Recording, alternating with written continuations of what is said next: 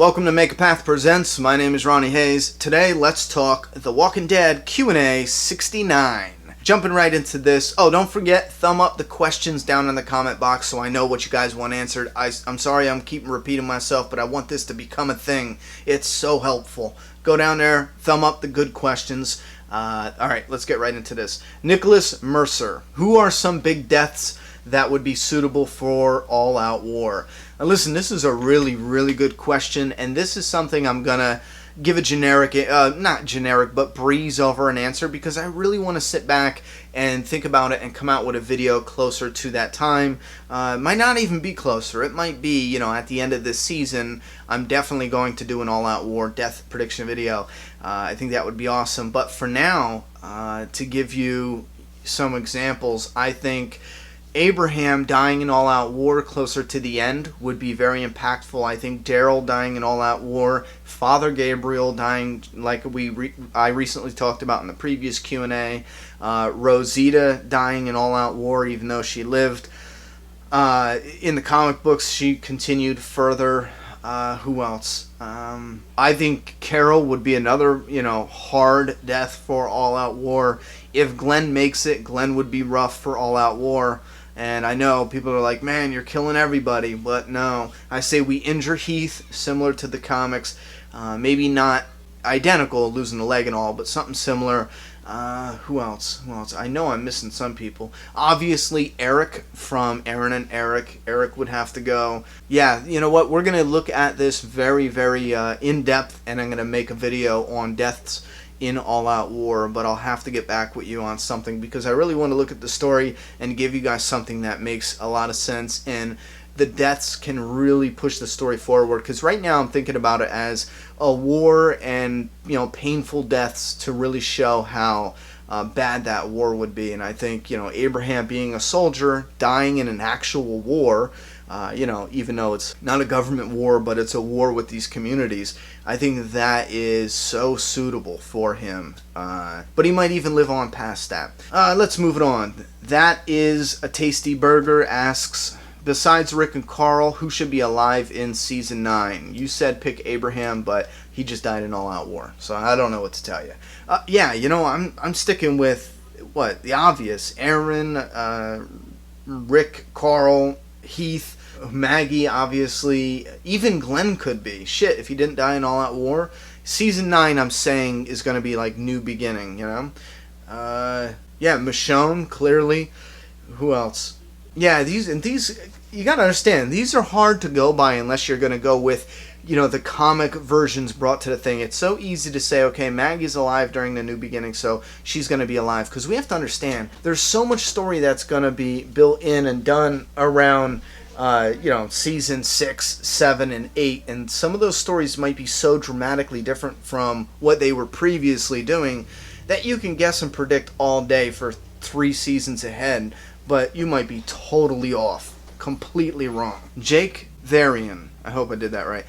Merry Christmas, Ronnie. Merry Christmas to you too. And the MAPP family. I hope you guys have a great Christmas. Why is Heath being so underused? I'm going to have to wait and see on that because it feels like they got a nice chunk of story where they can't really squeeze him in anymore. I do want to see him in more. It would have been nice to see him here and there when the walls came down and the walkers came in, but honestly, I gotta wait at least till the end of season 6 to see how much more they utilize him, and then even more in 7 and 8.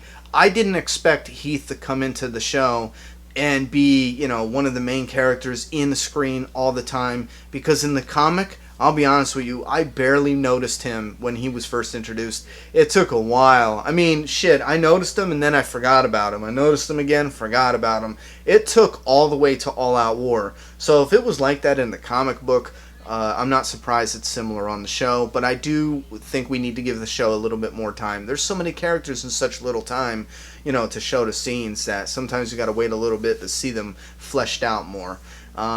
Fuck This, Fuck That asked, in issue 75 they did a non-canon ending where it had aliens and cyborgs. Do you think they might do that on the TV show, make it like a 15-minute short special? No, it just cost way too much money to do something like that compared to the comic where Charlie Adler could have just... Or no, I think Ryan Otley did the special, didn't he? Or Cliff Rathburn. Listen, somebody else did the special, I'm almost positive. So yeah, it doesn't, they could whip it up and it takes some of their time, but for a TV show, it's going to cost a lot of money. A lot of money to do that little 15-minute special. So no, I don't believe they're going to do that, and I don't think they should do that. It was funny for the comic book because it was an inside joke with something Robert Kirkman said, but we don't need it for the show. Discuss the Dead. Sup, Ronnie, if you could lead your own group in the world of The Walking Dead, what type of group would it be, bikers, etc., and what name would you give, and what would be your weapon of choice? You know what? I normally don't touch these questions, so let's just do this quick. I'm not sure about a name. My weapon of choice would be an ice pick. As far as like a silent weapon, if it's a gun or something, I don't care. Just give me any gun. A gun that works so I can survive.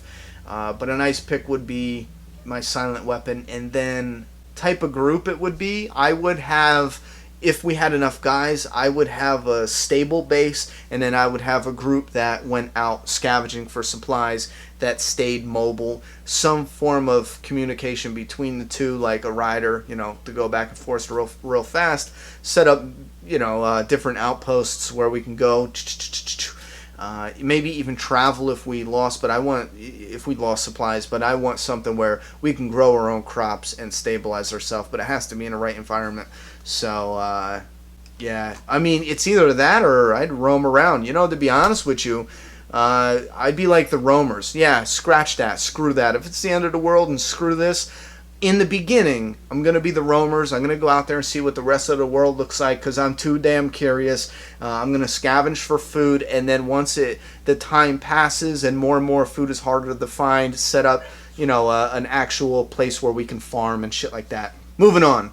Noah Wilson. Hey, Ronnie, I'm a big fan. My question is, do you think the TV version of Negan will be as beloved as the comic version? Comic fans are generally more open to brutality. I think the general TV audience will be horrified at Negan's actions. Listen, you know what? Yeah, I think they'll be horrified, but in the same strength, you're forgetting that people, actual flesh and blood people, have so much more charisma than pictures. We might love our comic characters, but people on screen can really soak up so much more attraction and mystery and curiosity and charisma. There's just so much more that the viewer soaks up when they watch a real person. Plus they can see them in real life. I don't know why. Fuck it. I fucked that all up. But you get what I'm saying. You can go to a convention, see the real actor. There's just so much there. It's live. It's real, So no, I do not agree with that. I do agree with some of it. Fans in the comic book are so much easier to say, we want Negan to be a hero now. In the show, that's going to be a lot harder to accept, but I think that they can do it based on the simple fact that it's easier to love a real person than it is, a comic book character.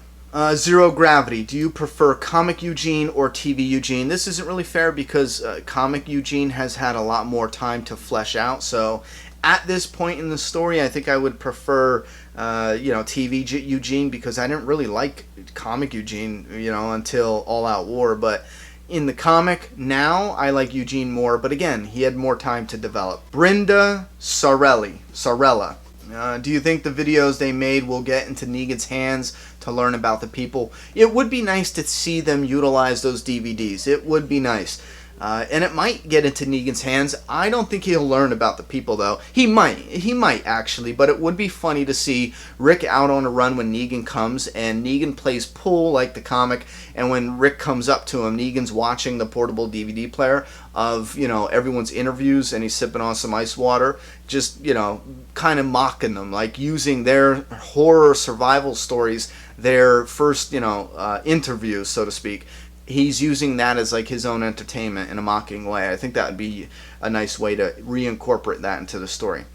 Faded Mist. How gruesome do you think Carl's injury would be if they did it from the comic? You know what? It would be a lot less gruesome than the comic. The comic is a comic. It's always over-exaggerated. When someone's shot or they get a throat cut, it's so like explosive, because it's a comic book. That's the style. But in the show, it would clearly have to be tamed down a bit so it wouldn't look like, holy shit, he's never surviving that. Mel's Wavy. Do you think we will see Negan for a full episode or just a few minutes? Just a few minutes.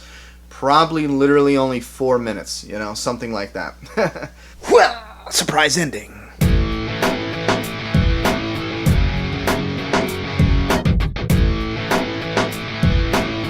subscribe now.